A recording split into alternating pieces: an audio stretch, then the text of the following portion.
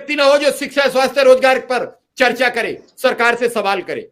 जब भूखा रहेगा, मुझे नहीं लगता कि मेरी तरह कोई और भी पत्रकार इस जगत में पैदा होगा जो इतना बड़ा मुद्दा उठा के और ऐसे सवाल। अनुदेशक हुए या शिक्षा मित्र, उनका समर्थन नहीं मिल रहा है। जिस तरह से शिक्षा मित्रों का प्रयास किया जा रहा है, चाहे वह मानदेय की बात हो या समायोजन की, यहाँ पे पत्रकार द्वारा लगातार प्रयास किया जा रहा। आप लोग इस पूरी वीडियो को अंत तक जरूर देखिएगा। पड़ चुकी है, मुझे नहीं चिंता है, मुझे नहीं चिंता रहती है, मुझे नहीं फिक्र है। मैं सोच लेता हूं कि आज और एक दिन भूखा सोऊंगा, लेकिन आवाज नहीं रुकेगी।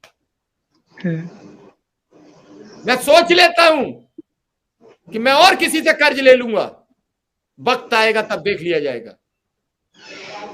मैं और किसी से कुछ मांग लूंगा, लेकिन यहां किसी का साथ देने को तैयार नहीं होते। आज अगर ईमानदारी से अनुदेशक, शिक्षा मित्र इकट्ठे हो जाएं तो धरना की तो प्रोग्राम से न्याय दिला दूंगा, इस प्रोग्राम से न्याय दिला दूंगा। बहुत अच्छा। सरकार बहुत डरपोक सरकार है। इजराइल के साथ खड़ी होने के बाद कल वोट करने नहीं गई, जब पूरे विश्व में लोग वोट कर रहे थे गाजा और इजराइल पर। इस सरकार की चर्चा करती। 7-8 सैनिकों की फांसी की सजा हो जाती है। छोटा सा देश कतर है जिसमें सिर्फ 14,000 सैनिक हैं। क्या कर रहे थे 1.5 वर्ष से बैठे? आपकी तो विदेश नीति इतनी मजबूत है, और फिर आप सदन में खड़े होकर कहते हो कि हमने पंडित जवाहरलाल नेहरू की विदेश नीति, हमने श्रीमती इंदिरा गांधी की विदेश नीति, हमने पीवी नरसिम्हा राव की विदेश नीति, हमने मनमोहन सिंह की विदेश नीति, अटल बिहारी वाजपेयी की विदेश नीति को आगे बढ़ाया। अरे आपने तो विदेश में डंका बजाने का ढिंडोरा पीटकर भारत की जनता को मूर्ख बनाया है। फिर आपने उनकी विदेश नीति क्यों आगे बढ़ाई? आपने अपनी नई नीति बनाई होती। छोटा सा देश कनाडा आपके राजनयिक को निकाल के बाहर कर देता है। नेपाल रोज आंखें दिखाता है। क्या करते हैं आप? क्या आपने भारत का यही ओहरा बना दिया कि हमें छोटे छोटे से देश जो हमारे एक एक राज्य के बराबर नहीं है, छोटे से राज्य के बराबर, वो हम पर आंखें बिगाड़ के गुर्रा रहे हैं। ठीक उसी तरीके से एक मृत जानवर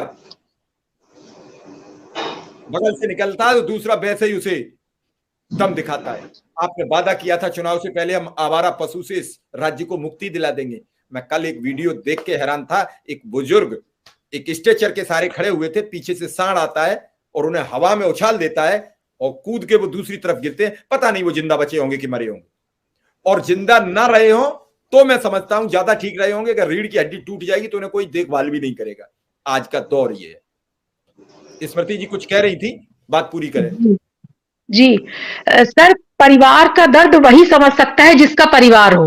और इसको सौभाग्य कहे कि दुर्भाग्य कहे कि हमारे प्रधानमंत्री जी और मुख्यमंत्री जी दोनों अपने परिवार को छोड़ चुके हैं। और तो अब इससे ज्यादा क्या कहें, वो हमारे दर्द को नहीं समझ सकते।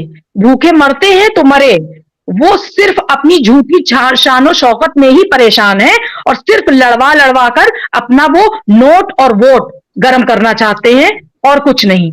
और जैसे कि आवारा पशु, और अब आगे और हम किससे क्या तुलना करें।